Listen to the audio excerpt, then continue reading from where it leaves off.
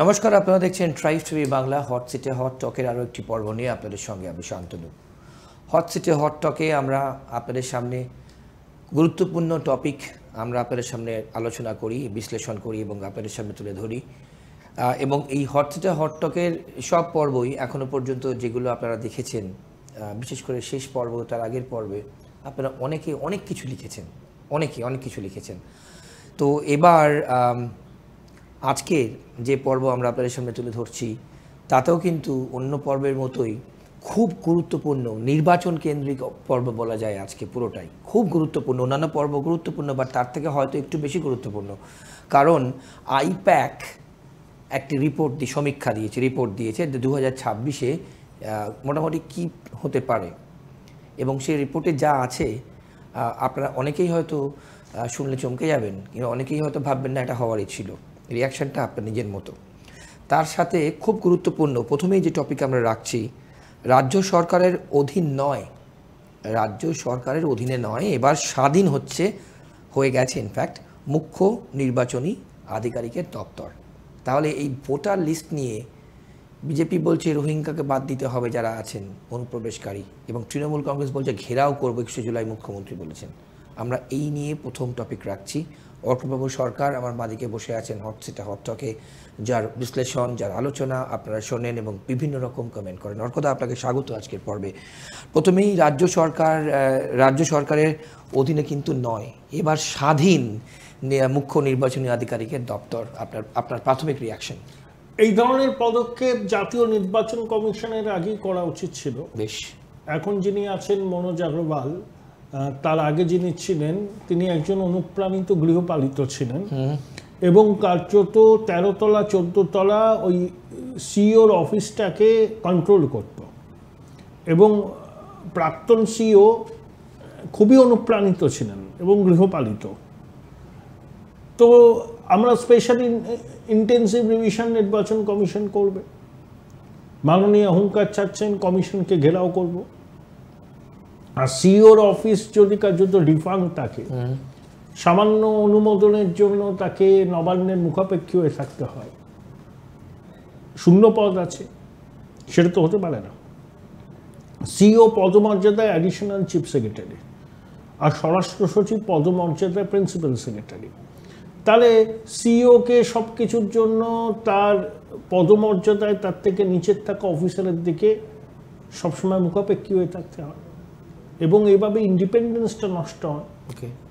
ভারতবর্ষের সংবিধান নির্বাচন কমিশনকে প্রভূত ক্ষমতা দিয়েছে সংবিধানের 324 এবং 326 ধারা অনুযায়ী, যাতে নির্ভুল ভোটার তালিকাকে সামনে রেখে নির্বাচন করার জন্য কমিশন যে কোনো পদক্ষেপ নিতে পারে। বেশ। এবং কমিশন সেটা নেবে।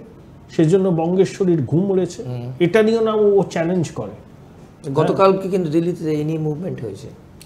ওগুলো তো লোক দেখানো। সারা ভারতবর্ষের অন্যান্য রাজ্যে সিইওর অফিসটার সঙ্গে সংশ্লিষ্ট রাজ্য প্রশাসনের কোনো সম্পর্ক নেই, ব্যতিক্রম পশ্চিমবঙ্গ। বেশ। এবার নির্বাচন কমিশন বলেছে যে এটাকে আলাদাভাবে ফাংশন করার স্কোপ। এতদিন রাজ্য স্বরাষ্ট্র দপ্তরের অধীনে ছিল। হ্যাঁ, তারাই সব কিছু দেখতো, ব্যয় বরাদ্দ, কত টাকার অনুমোদন দেওয়া হবে, এবার চলতে পারে না। তো স্বরাষ্ট্র দপ্তর মুখ্যমন্ত্রীর নিয়ন্ত্রণাধীন, সেই স্বরাষ্ট্র দপ্তরের আজ্ঞাবহ যদি তাকে সিইওর দপ্তর, সে কাজ করবে কি করে? তাহলে নির্বাচন কমিশন সময় উপযোগী বাস্তবোচিত সিদ্ধান্ত নিচ্ছেন এবং আরও অনেক সিদ্ধান্ত নেবে, নবান্নের ঘুম উড়বে। অনুপ্রাণিত গৃহপালিত আধিকারিকদের দিয়ে বছরের পর বছর নির্বাচন করিয়ে যাচ্ছে। আমাদের স্টেট ইলেকশন কমিশনের যিনি মাথা আছেন, সে ভীষণ গৃহপালিত এবং লুট করে পঞ্চায়েত ভোট করার জন্যই তো তাকে আনা হয়েছিল, সে পুরস্কার পেয়েছে। এবারে এই ধরনের কোনো আধিকারিক কোনো স্তরে 2026-এর নির্বাচন পরিচালনার দায়িত্বে থাকবে না। বেশ। আর ডিফারেন্সটা কি হবে? মানে এখন যখন রাজ্য ইন্ডিপেন্ডেন্টলি কাজ করতে পারবে, নোটিফাই করতে পারবে, নোটিশ ইস্যু করতে পারবে, স্পেশাল ইন্টেন্সিভ রিভিশনের জন্য যা যা করণীয়, যা যা রিসোর্সেস মোবিলাইজেশন করার দরকার সেটা করতে পারবে। জাতীয় নির্বাচন কমিশনের নির্দেশগুলো আরো ভালোভাবে বলবৎ করতে পারবে। তার ইন্ডিপেন্ডেন্স চলে আসলে তো তার আর কোনো মানে রাজ্য সরকারের কোনো সে থাকবে না? রাজ্য সরকারের শুধু স্বরাষ্ট্র দপ্তর কেন, কোনো দপ্তরে সে থাকবে না।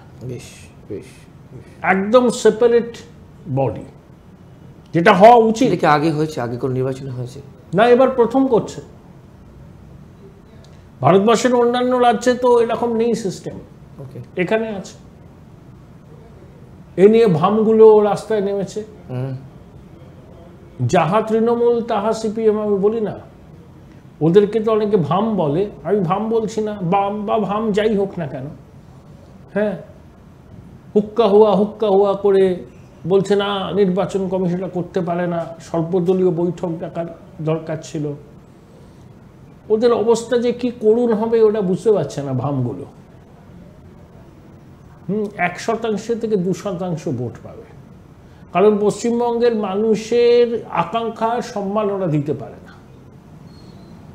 ওরা হচ্ছে সিপিএম, তৃণমূলের দালাল, মুখে দেখায় তৃণমূলের বিরোধিতা করছি, আসলে তৃণমূলকে সমর্থন করে। কিসের বিনিময় করে আমি জানি না, সেটাও কেউ যদি তদন্তমূলক সাংবাদিকতা করে ও জানা যাবে। এত দরদ চৌর্যবৃত্তির সাম্রাজ্যকে টিকিয়ে রাখার জন্য এই মাকু সেকুদের ডাল মে জরুর কুচ কালা হয়। বেশ, ওর কথা এই যে স্বাধীন হয়ে গেল, সেক্ষেত্রে কি এই যে ভোটার লিস্টের নাম বাদ দেওয়া নিয়ে, রোহিঙ্গাদের নাম বাদ দিতে হবে বিজেপি যেটা বলছে, আর মুখ্যমন্ত্রী বলছেন চ্যালেঞ্জ কোনো দিন হতে দেবো না, বিহার মডেল, সেক্ষেত্রে কি আটকানো, মানে এটা কি সুবিধা হলো? এতে নির্বাচন কমিশনকে কাজ করতে যদি না দেয়, সেটা সংবিধান অবমাননার শামিল। সংবিধান অবমাননা করলে কেন্দ্রীয় সরকার ব্যবস্থা নিতে পারে। বেশ, অবমাননা বলতে কি কি ক্ষেত্রে হতে পারে? নির্বাচন কমিশনকে ভারতের সংবিধান প্রভূত ক্ষমতা দিয়েছে। বেশ, সুষ্ঠু অবাধ নিরপেক্ষ নির্বাচন এবং নির্ভুল ভোটার তালিকা, এটা তো নির্ভুল ভোটার তালিকার লক্ষ্যে হচ্ছে। একদম। সেটাই যদি বাধা দেয়, তার মানে কি? নির্বাচন কমিশনকে তুমি চ্যালেঞ্জ করছো, একটা সাংবিধানিক প্রতিষ্ঠান যা সম্মান আছে এবং সংবিধান তাকে প্রভূত ক্ষমতা দিয়েছে, তার মানে তুমি সংবিধানকে চ্যালেঞ্জ করছো। তা সংবিধানকে চ্যালেঞ্জ করে একটা রাজ্য সরকার কি করে পারে? ব্যবস্থা হবে। উনি হুমকি দিচ্ছেন ঘেরাও করবেন, নির্বাচন কমিশনও ছেড়ে কথা বলবে না। তারা সাংবিধানিক প্রতিষ্ঠান, এসব শূন্য কুম্ভের ঝঙ্কার করে কোনো লাভ নেই। উনি নির্বাচন কমিশনকে ঘেরাও করবেন, অবস্থান করবেন, এসব উনি করতে খুব ভালোবাসেন, করুন। বলেছেন বিজেপির নেতাদের বাড়ির সামনে বিক্ষোভ হবে। আচ্ছা, ওনার যারা সাংসদ দিল্লিতে আছে বা অন্য রাজ্যে যখন যায় বা বিজেপি শাসিত রাজ্যে, তারা যদি ঘেরাওয়ের মুখে পড়ে কি করবেন? নত্যসত্ত্ব জ্ঞান লোপ পেলে যা হয় তাই হয়েছে। বেশ, ওর কথা এবার আমরা পরবর্তী যে টপিকে আসবো। আচমকায় কিন্তু উপরাষ্ট্রপতি তিনি পদত্যাগ করেছেন, আমাদের রাজ্যের এই প্রাক্তন রাজ্যপাল ছিলেন। এই যে জগদীপ ধনখড় হঠাৎ করে পদত্যাগ করলেন, সকালেও তিনি হাউসে গেছেন, নর্মাল কাজ করেছেন, তারপর সরকারের সাথে কোনো মতপার্থক্য ছিল। জগদীপ ধনখড় জুডিশিয়ারিকে যেভাবে টার্গেট করছিলেন, অনেকে বলছিলেন ওটা ব্যক্তিগতভাবে করছেন, সরকার জুডিশিয়ারির সঙ্গে হোস্টাইল রিলেশন চায় না। জাস্টিস ভার্মার ইমপিচমেন্টের যে প্রস্তাব লোকসভায় পেশ হয়েছে, রাজ্যসভায় সরকারকে না জানিয়ে বিরোধীদের আনা প্রস্তাবকে অনুমোদন দিয়ে দিয়েছেন। এই সমস্ত নিয়ে অনেকদিন ধরে চলছিল। শরীর খারাপটাও একটা বিষয়। এখন অনেক রকম স্পেকুলেশন আছে। যতক্ষণ না জগদীপ ধনখড় খোলসা করবেন, ততক্ষণ পর্যন্ত প্রকৃত কারণ জানা যাবে না। তৃণমূলের মুখপাত্ররা তো ইতিমধ্যেই সোশ্যাল মিডিয়ায় পোস্ট করে বলছে যে ওদের কথা আপনি যত কম বলবেন তত ভালো। সব বিষয় নিয়ে ওরা কথা বলে। এই ধরনের বিষয় একজন উপরাষ্ট্রপতি পদত্যাগ করলেন, কারণ আছে, কারণটা আমি অনেক কিছু ভাবতে পারি। বিহার ইলেকশনের সঙ্গে কি কোনো রিলেটেড? কোনো রিলেটেড নয়, কিন্তু সেই কারণটা আমি তখনই বলবো যখন আমার সামনে তথ্য প্রমাণ থাকবে। স্পেকুলেট করে সব বলতে শুরু করেছে, কারণ নিশ্চয়ই জগদীপ ধনখড় বললে বলবেন, স্পেকুলেট করে কি লাভ আছে? তিনি তো এখনো কিছু বলেননি। অনেক রকম স্পেকুলেট করা যায়, তাতে আসল কারণ জানা সম্ভব হবে না। সেখানে নীতিশ কুমারকে একটা বার্তা দেওয়া সামনে, যেহেতু বিহারে ভোট, কোনো রকম না, ওগুলো সব 2-2-4 করা।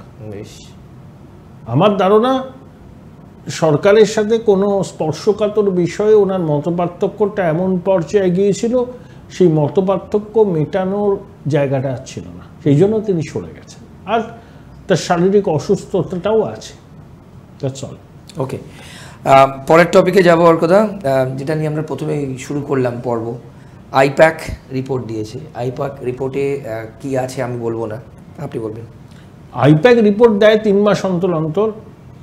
তৃণমূলের পক্ষে পুরো সার্ভে করা, হ্যাঁ, তৃণমূলের পক্ষে খুব স্বস্তির খবর দেয়নি। মেরে কেটে সংখ্যাগরিষ্ঠতার কাছে পৌঁছতে পারে, মেরে কেটে পৌঁছতে পারে, মেরে কেটে, তাও তো 8-10 মাস দেরি আছে। উত্তরবঙ্গে বিপর্যয় হবে, উত্তরবঙ্গে বিপর্যয় হবে, বেশ। সিঙ্গেল ডিজিটে নেমে যাবে তৃণমূল, উত্তরবঙ্গে সিঙ্গেল ডিজিটে নেমে যাবে তৃণমূল, বেশ। তাছাড়া 2 মেদিনীপুরে, বাঁকুড়া, পুরুলিয়া, ঝাড়গ্রাম, নদিয়া, উত্তর 24 পরগনার অংশ, কলকাতা, তার আশেপাশে ফল খুব ভালো হবে না তৃণমূলে। তৃণমূলকে ক্ষমতা ধরে রাখা এবার খুব চ্যালেঞ্জিং, এইটুকু আইপ্যাক বলেছে। আগে একবার তারা দিয়েছিল 165 থেকে 70, সেটা কমে দাঁড়িয়েছে 148-এর নিচে, বা টাই টু 148। তা তো গভর্নমেন্ট ফর্ম করা খুব বড় চ্যালেঞ্জ হলো, অনেক দিন দেরি আছে।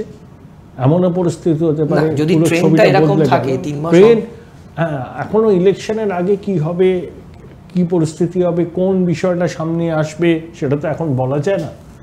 এখন তৃণমূলকে আমরা একটু কোন ঠাসা দেখছি, হতেই পারে এমন ঘটনা পরম্পরা করলো যে তৃণমূলের পক্ষে অ্যাডভান্টেজ চলে গেল, বা বিজেপির পক্ষে একবারে ক্লিন সুইপ হয়ে গেল, হতেই পারে। এটা আইপ্যাকের একটা রিপোর্ট, ওরা মাঝে মধ্যেই দেয় 3 মাস অন্তর অন্তর সার্ভে করে, কোথায় দুর্বলতা, কোথায় শক্তি, কোন আসনগুলোতে নজর বেশি দিতে হবে। না, উত্তরবঙ্গে আপনি বলছেন সিঙ্গেল ডিজিটে নেমে যাবে, সম্ভাবনা প্রবল, সম্ভাবনা প্রবল।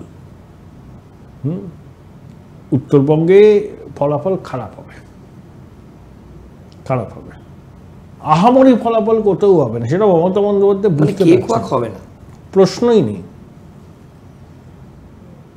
এবং নির্বাচন কমিশন যেভাবে আটঘাট বেঁধে নামছে, তাহলে নির্বাচন শাসক নিজেদের মতো করে করতে পারবে না। তার প্রমাণ তো আরো অনেক কিছু হবে ধাপে ধাপে। পশ্চিমবঙ্গের মানুষ চাই যে অবাধ, সুষ্ঠু, শান্তিপূর্ণ, নিরপেক্ষ নির্বাচন। তার জন্য যা যা পদ্ধতি নেওয়ার দরকার নির্বাচন কমিশনকে নিতে হবে। ওর কথা, ভোটার লিস্ট নিয়ে যে এত কিছু হচ্ছে, নাম বাদ যাবে প্রচুর প্রচুর। এটাই, সেই জন্যই তো বঙ্গেশ্বরী আতঙ্কিত হয়ে প্রলাপ বকছেন।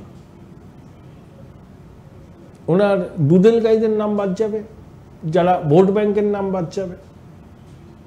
বাংলা ভাষায় 18 কোটি বাংলাদেশের লোক কথা বলে, পশ্চিমবঙ্গের মানুষ কথা বলে। তা বাংলাদেশি ঢুকে পড়লো অনুপ্রবেশ করে, জনসমুদ্রে হারিয়ে গেল, যে কোনো মূল্যে এরা পরিচয়পত্র জোগাড় করে ভোটার তালিকার নাম ঢুকিয়ে দিল, সে এখানকার নাগরিক। এদেরকে চিহ্নিত করতে হবে। সবাইকে তো নির্বাচন কমিশনের এই উদ্যোগকে সমর্থন জানানো উচিত। উনি কাদের সমর্থন জানাচ্ছেন? বলছেন রক্ষা করবেন। উনি কি বাংলাদেশিদের রক্ষা করবেন? রোহিঙ্গাদের রক্ষা করবেন? উনি ভারতীয় নাগরিকদের রক্ষা করুন, ধর্ম নির্বিশেষে, হিন্দু, মুসলমান, খ্রিস্টান, বৌদ্ধ, সবাইকে রক্ষা করুন। তিনি যদি ভারতীয় নাগরিক হন। অনুপ্রবেশকারী রোহিঙ্গাদের প্রতি ওনার এত দরদ কেন, এত ভয়ই বা পাচ্ছেন কেন? তাদের নাম বাদ গেলে যাবে, কি অসুবিধা আছে? তিনি রক্ষা করবেন, বাধা দেবেন, করতে দেবেন না, উনি যা বলবেন তাই হবে। উনি কে? হ্যালো, অঙ্গরাজ্যের মুখ্যমন্ত্রী। আর নির্বাচন কমিশনের ক্ষমতা সংবিধানকে দিয়েছে। নির্ভুল ভোটার তালিকা করতে হবে, রোহিঙ্গা মুক্ত, অনুপ্রবেশকারী বাংলাদেশি মুক্ত। সেই ভোটার তালিকাকে মেনে ভোট হবে।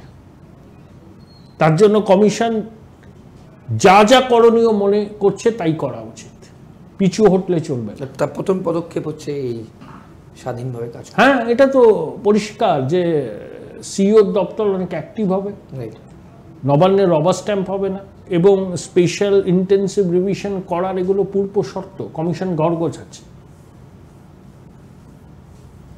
বেশ, আইপ্যাকের রিপোর্ট স্বস্তি খুব একটা দিল না কিন্তু তৃণমূলকে।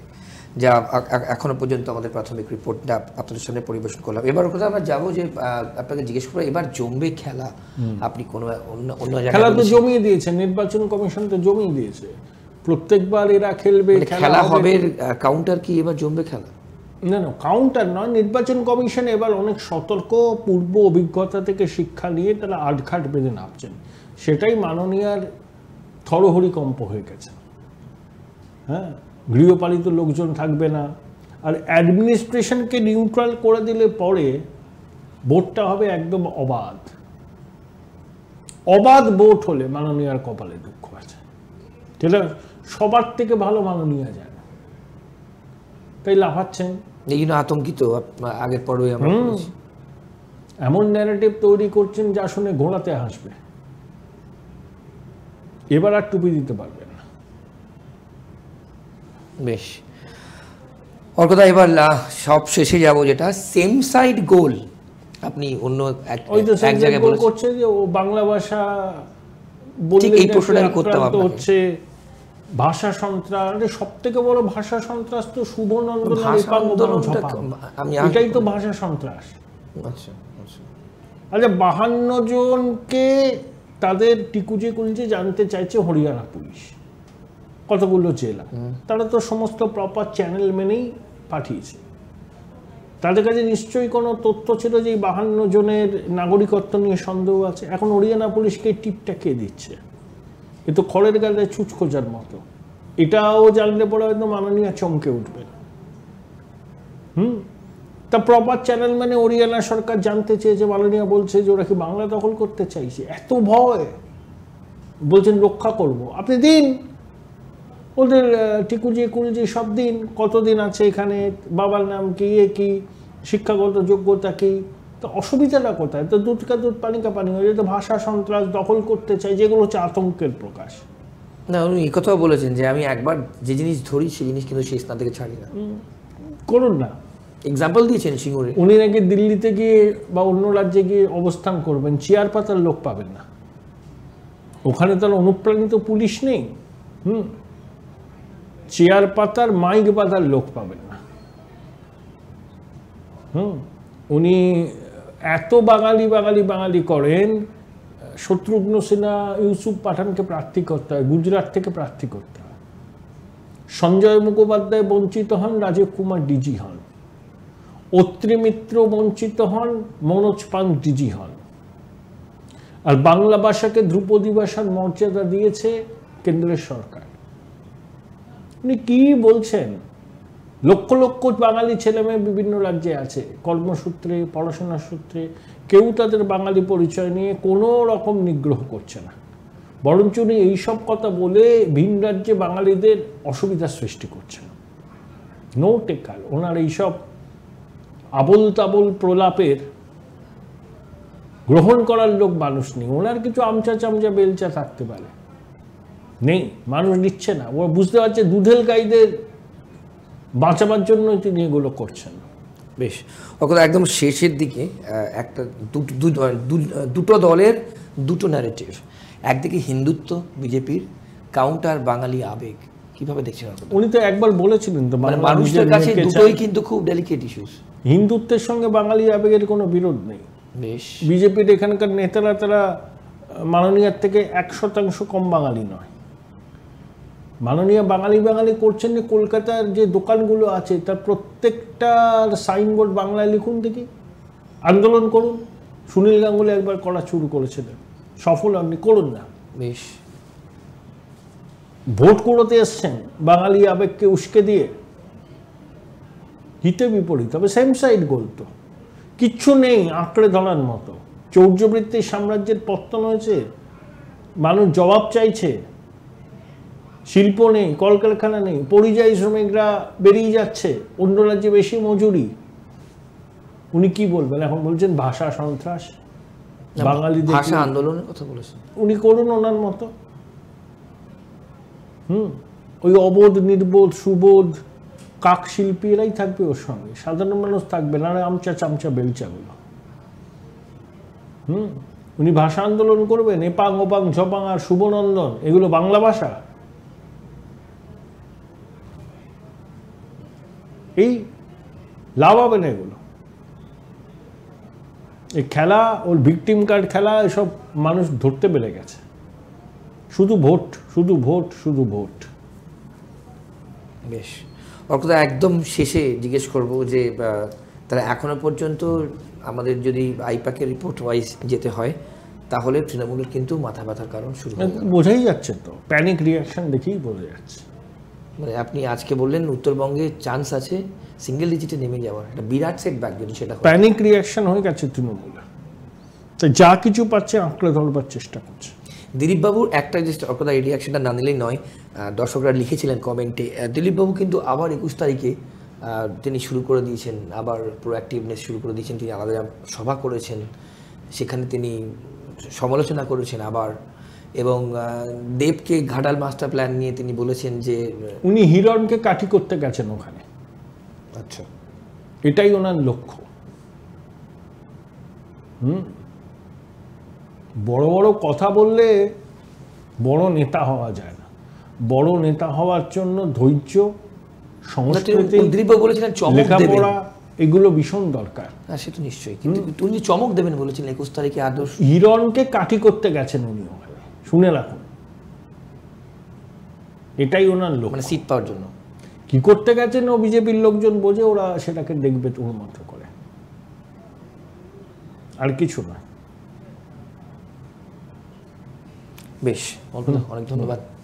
আপনারা দেখলেন আজকে আমরা যা যা টপিক নিয়ে কথা বললাম, বিশেষত রাজ্য সরকারের অধীন নয়, এবার কিন্তু স্বাধীন মুখ্য নির্বাচনী আধিকারিকের দপ্তর। খুব ইম্পর্ট্যান্ট মেসেজ প্রথমেই কিন্তু ভোটের আগেই। এবং সবথেকে বড় কথা, অর্কপ্রভু সরকার যেভাবে বিশ্লেষণ করলেন, আইপ্যাকের যা প্রাথমিক রিপোর্ট, 3 মাস অন্তর অন্তর যা রিপোর্ট, তৃণমূলের কাছে কিন্তু খুব একটা বড় হেডেক। সুতরাং আমরা সে নিয়েও আলোচনা করলাম, এবং তার সঙ্গে আরও অনেক জগদীপ ধনখড়ের হঠাৎ ইস্তফা, তারও আমরা বিশ্লেষণ আপনাদের সামনে করলাম। এবং সেম সাইড গোল কেন আমরা বললাম অর্কদা বোঝালেন। এবং জমবে খেলা, সত্যি জমবে খেলা, খেলা হবে এবং জমবে খেলা। আসল খেলা আপনারা খেলবেন, অর্থাৎ মানুষজন, আপনারা যে অনুষ্ঠান। ভালো থাকবেন, আর অন্যান্য সব অনুষ্ঠানের জন্য আপনাদের চোখ থাকুক ট্রাইব টিভি বাংলার পর্দায়। নমস্কার, ভালো থাকবেন।